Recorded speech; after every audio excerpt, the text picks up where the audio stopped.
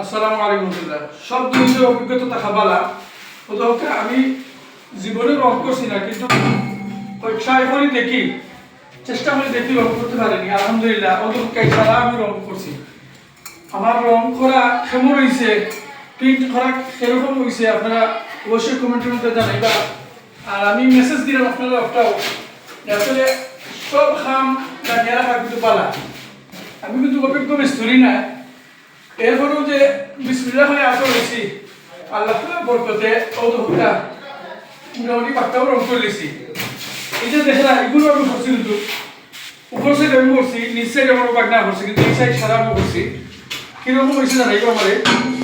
আর এইরকম অভিজ্ঞতা দেখা কিন্তু বালা, বুঝছেন নি?